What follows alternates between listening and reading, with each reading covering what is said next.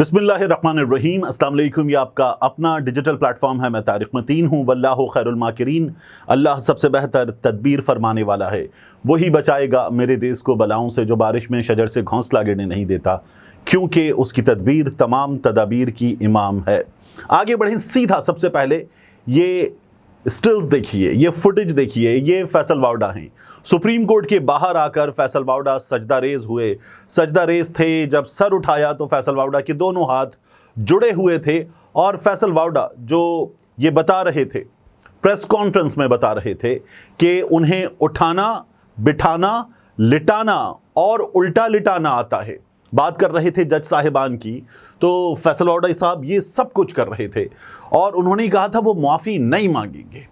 तो उन फैसल वावड़ा साहब ने फिर जाहिर है कि अदालत को बताया कि उन्होंने सूरह हुजरात की आयात पढ़ी, उन्होंने नबी करीम सल्लल्लाहु अलैहि वसल्लम की जिस हदीस मुबारक का चीफ जस्टिस साहब ने उनसे जिक्र किया था उस पर गौर किया और फैसल वावड़ा के लिए chief justice of Pakistan inspiration बने। और फैसल वावड़ा साहब ने उसके बाद गैर मशरूत मुआफ़ी मांग ली। ये हो गया, फैसल वावड़ा साहब ने माफ़ी मांग ली, चीफ जस्टिस साहब ने उनको माफ़ कर दिया। तो फैसल वावड़ा साहब जो हैं उन्होंने बताया था कि वो पगड़ियों की फुटबॉल बना देंगे। अगर आप पगड़ियाँ उछालेंगे तो हम पगड़ियों की फुटबॉल बना देंगे। वो फैसल वावड़ा साहब गैर मशरूत माफ़ी मांग चुके। जस्टिस बाबर सत्तार साहब की शहरियत, दोहरी शहरियत, ये तमाम बातें कर रहे थे। बाद में पता चला कि गलत थी, क्योंकि दोहरी शहरियत का मामला नहीं था। उनकी फैमिली के पास वहाँ की रेजिडेंसशिप है, एक ग्रीन कार्ड है, और शहरियत का मामला नहीं था। तो ये तमाम चीज़ें फैसल वावड़ा साहब की गलत साबित हुई। और उसके बावजूद भी फैसल वावड़ा साहब टेलीविज़न प्रोग्राम्स में आकर जिस तरह से बात कर रहे थे, हमने अच्छी बात यह है कि अदालत का एहतराम करते हुए उनको देखा और यकसर तब्दील होते हुए देखा। तो सुप्रीम कोर्ट के बाहर आए फैसल वावड़ा साहब और सजदा रेज हुए और उन्होंने वहाँ पर हाथ जोड़ लिए, मीडिया से बात की और उन्होंने चीफ जस्टिस से भी बात की। तो उन्होंने ये बताया कि मेरी वालदा अब हयात नहीं हैं, मेरे वालिद हयात हैं। और उन्होंने फिर अपने उन हालात का तस्करा किया जिनमें उनको हज़ीमत का सामना करना पड़ा, उन्हें निशाना बनाया गया, उनका मज़हका उड़ाया गया, उनकी तज़हीक की गई बकौल उनके। और फैसल वावड़ा साहब ने ये बर्दाश्त किया और कहा कि उन्हें अदालत के एक जज साहब की जानिब से प्रॉक्सी कहा गया। अतहर मिनल्ला साहब की बात का हवाला दे रहे थे फैसल वावड़ा साहब। जब वो ये तमाम चीज़ें कर रहे थे तो काजी फाइज ईसा साहब ने उनसे कहा कि जाहिर है कि अगर जज साहब ने, एक जज साहब ने, वो यहाँ मौजूद नहीं है, ये किया भी है तो जो चीज़ें हुई थी उसके बाद किया है। ये काजी फाइज ईसा साहब ने उनके केस में किया। फैसल वावड़ा साहब की, मुस्तफ़ा कमाल साहब की जो अनकंडीशनल गैर मशरूत मुआफ़ी है वो कबूल कर ली गई। गैर मशरूत मुआफ़ी अदालत आमतौर पर कबूल कर लेती है, क्योंकि जब आपने कोई रखा नहीं, नो स्ट्रिंग्स अटैच्ड माफ़ी हो गई, तो अदालत कबूल कर लेती है। लेकिन फैसल वावड़ा की इस माफ़ी के बाद काजी फाइज ईसा साहब ने टेलीविज़न चैनल्स को, अब 34 के करीब टेलीविज़न चैनल्स हैं जिनको नोटिस कर दिया है, और काजी फाइज ईसा साहब ने उनसे पूछा कि बताएं फैसल वावड़ा साहब की ये प्रेस कॉन्फ्रेंस चला के कितना कमाया। राना जवाद साहब जियो वाले आए, उन्होंने बताया कितना कमाते हैं आप। उन्होंने कहा कि जी 1 मिनट के प्राइम टाइम में अप टू 200,000, 2 लाख रुपए 1 मिनट के इश्तिहार के होते हैं।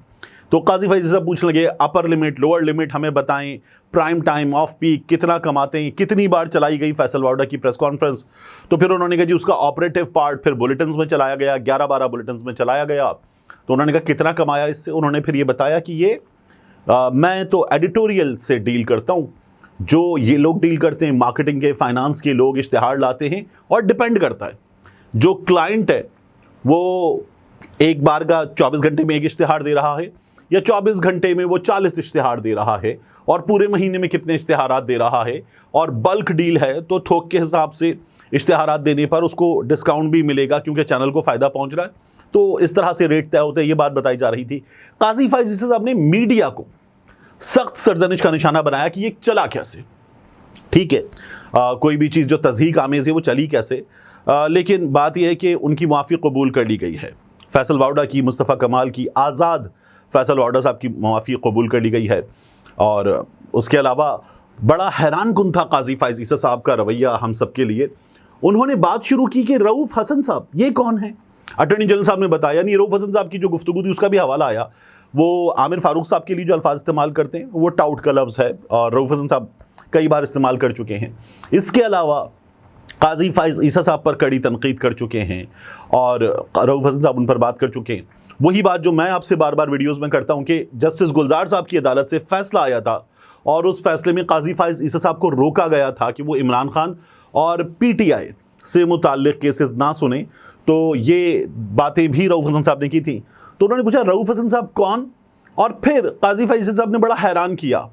رؤوف حسن صاحب کون سے شروع ہو کر وہ کہنے لگے فواد حسن فواد کے بھائی ہیں, فواد حسن فواد کو ہم نے ریلیف دیا تھا, M D P T V والا تقرری والا کیس تھا, اتنا ریلیف تھا, مالی فائدہ تھا, ان پر جرمانہ تھا, ہم نے یہ تمام چیزیں جو تھیں وہ ایک طرف کر دی تھیں, ہم نے ان کو فیصلے کو ختم کر دیا تھا جو ان پہ جرمانہ عائد ہوا تھا. تو یہ تمام باتیں کی تو میرے لیے بڑا حیران کن تھا کون رؤوف حسن سے, رؤوف حسن اچھا اس کا بھائی یہ تمام چیزیں بھی قاضی صاحب کو یاد تھیں. تو زبردست میرے لیے بڑی حیرانی کی بات تھی کہ قاضی فائز عیسیٰ صاحب کو یہ تمام چیزیں جو تھیں وہ وہاں پر عدالت میں یاد تھیں. اس تمام صورتحال پہ علی قاسم خان صاحب, جن کا میں اکثر آپ سے حوالہ دیتے ہوئے بات کرتا ہوں, علی قاسم خان صاحب نے یہ ایک ٹویٹ کر کے قاضی فائز عیسیٰ صاحب سے پھر سوال کیا. اس سے پہلے بھی وہ سوال کر چکے, اب کی بار انہوں نے جو سوال کیا ہے وہ سوال ہے لاہور ہائی کورٹ کے چیف جسٹس کے معاملے پر. اب میں آپ سے عرض کروں لاہور ہائی کورٹ کے چیف جسٹس کے معاملے پر کیا ہو رہا ہے. اس وقت وہاں جسٹس شجاعت صاحب جو ہیں وہ قائم مقام چیف جسٹس بنا دیے گئے ہیں. 3 جج صاحبان کا نام ہے, عالیہ نیلم صاحبہ کا, شجاعت صاحب کا, جسٹس نجفی صاحب کا. تو ان میں سے اب کون چیف جسٹس ہوگا لاہور ہائی کورٹ کا, اس بات کا فیصلہ ہونا ہے.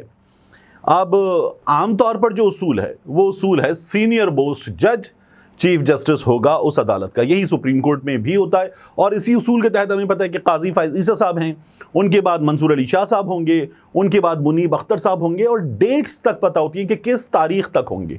تو یہی اصول اپنایا جاتا ہے. ابھی سندھ ہائی کورٹ کے چیف جسٹس گئے ہیں تو سینئر موسٹ جج, پشاور ہائی کورٹ سے چیف جسٹس مسرت ہلالی صاحب آئی تھیں, سینئر موسٹ جج. نعیم اختر افغان صاحب آئے بلوچستان ہائی کورٹ سے, تو سینئر موسٹ جج. یہی عام طور پر طریقہ ہوتا ہے. لیکن لاہور ہائی کورٹ میں یہ طریقہ بدلا جا رہا ہے. حیرانی ہے کہ کیوں.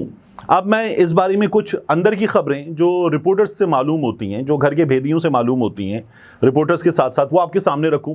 تو یہ بتایا جا رہا ہے کہ جو علی باقر نجفی صاحب ہیں ان کے حوالے سے اور شجاعت صاحب کے حوالے سے, علی باقر نجفی صاحب کے حوالے سے گھر کے بھیدی یہ بتاتے کہ جو لاہور ہائی کورٹ کا فیصلہ تھا, عمر نیازی صاحب گئے تھے پاکستان تحریک انصاف والے, کہ آروز لیے جائیں کہاں سے, آروز لیے جائیں عدلیہ سے, ایگزیکٹو سے آروز نہ لیے جائیں.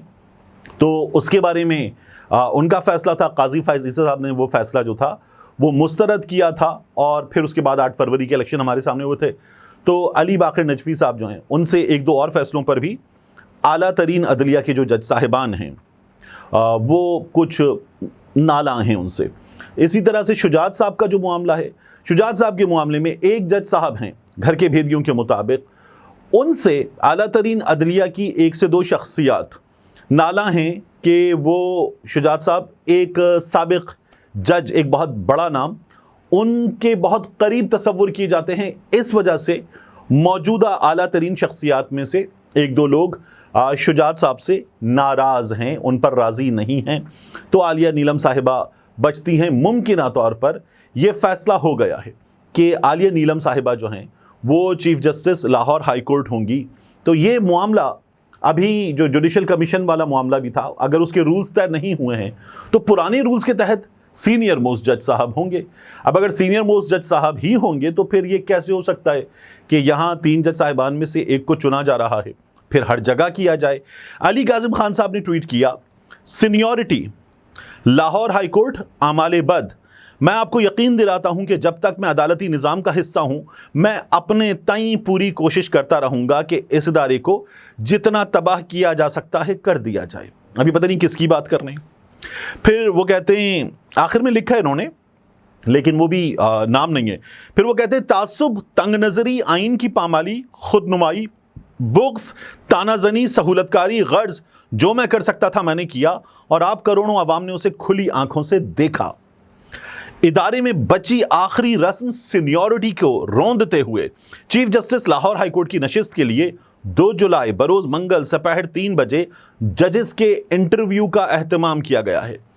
اس امر کا مقصد آنے والے ادوار کے لیے وہ دروازہ کھولنا ہے جس کے تحت صاحبان اقتدار اپنے من پسند جونیئر کو اس کے سینئر پر فوقیت دے سکیں گے۔ میرے اعمال بد میں اضافے کی دعا فرمائیے گا، فقط آپ کا منصف نما۔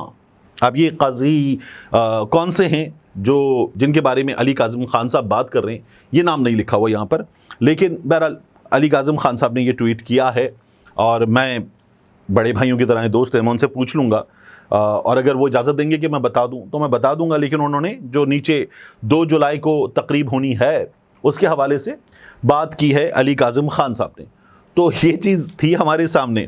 اب سینیورٹی کا جو اصول ہے وہ کہاں جائے گا، کیسے ہوگا یہ معاملہ طے، دیکھتے ہیں۔ ایک خبر میں نے آپ کو اور دی تھی کہ ریٹائرڈ جج سپریم کورٹ میں واپس آ رہا ہے، یہ کچھ دن پہلے میں نے آپ کو خبر دی تھی، میرے تھمبنیل پہ بھی یہ بات لکھی ہوئی تھی کہ کون سا ریٹائرڈ جج سپریم کورٹ واپس آ رہا ہے، تو تب میں نے آپ کو بتایا تھا کہ یہ کہا جا رہا ہے کہ سردار طارق مسعود صاحب جو ہیں وہ سپریم کورٹ واپس آ سکتے ہیں۔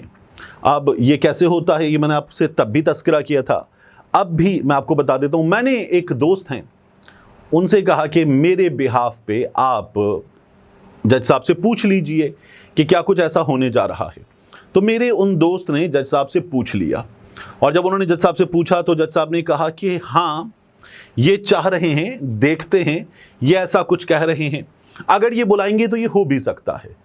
تو سردار طارق مسعود صاحب کی بطور ایڈ ہاک جج واپسی ہو سکتی ہے سپریم کورٹ آف پاکستان میں، تو وہاں پر ہمیں ایک چیز اور نظر آئے گی کہ کیا ہو رہا ہے۔ اس کا ایک ہمیں اشارہ بھی ملا، ابھی جو 3 جج صاحبان کی سپریم کورٹ میں حلف برداری کی تقریب تھی، اس حلف برداری کی تقریب میں ایک ریٹائرڈ جج سردار طارق صاحب موجود تھے۔ اب عام طور پر نہیں موجود ہوتے ریٹائرڈ جج صاحبان، اتنی صبح اٹھ کر اس طرح کی تقریب میں عام طور پر نہیں موجود ہوتے، اور شاید اس روز بھی، اگر میں غلط نہیں ہوں تو شاید سردار طارق مسعود صاحب ہی واحد جج تھے ریٹائرڈ جو اس تقریب میں موجود تھے۔ تو یہ بھی ایک اشارہ قرار دیا جا رہا ہے کہ سردار طارق مسعود صاحب واپس ہمیں نظر آ سکتے ہیں سپریم کورٹ آف پاکستان میں بطور ایڈ ہاک جج، اور یہ ظاہر ہے کہ عدالت میں موجود جو ان کے بہت قریبی لوگ ہیں ان کی خواہش بھی ہے، یہ سورسز کا کہنا ہے۔ آخر میں، سب سے آخر میں آپ سے عرض کروں ایک معاملہ جو آج ہم نے دیکھا ویڈیو میں، عظمیٰ کاردار صاحب مریم نواز شریف صاحبہ کی کرسی کے بالکل پیچھے پنجاب اسمبلی میں بیٹھی ہوئی تھیں، اور ظاہر ہے کہ جب مریم نواز شریف صاحبہ تقریر کر رہی تھیں تو مرکز نگاہ مریم نواز شریف صاحبہ کے ساتھ ساتھ عظمیٰ کاردار صاحبہ بھی تھیں، اور درمیان میں وہ ٹک ٹاک وغیرہ کی بات ہو رہی تھی تو عظمیٰ کاردار صاحب نے بہت زوردار انداز میں وہاں پر نعرے بھی لگائے اور خوشی کا اظہار بھی کیا۔ اتنے میں آ گئیں حنا پرویز بٹ صاحبہ۔ یہ کرسی مریم نواز شریف صاحبہ کے بالکل ساتھ والی کرسی جو ہے وہ ہوتی ہے مریم اورنگزیب صاحبہ کی، پھر ہم نے وہاں پر دیکھا ہے کہ عظمیٰ بخاری صاحبہ ہوتی ہیں، تو پیچھے حنا پرویز بٹ صاحبہ ہوتی ہیں بالکل پیچھے۔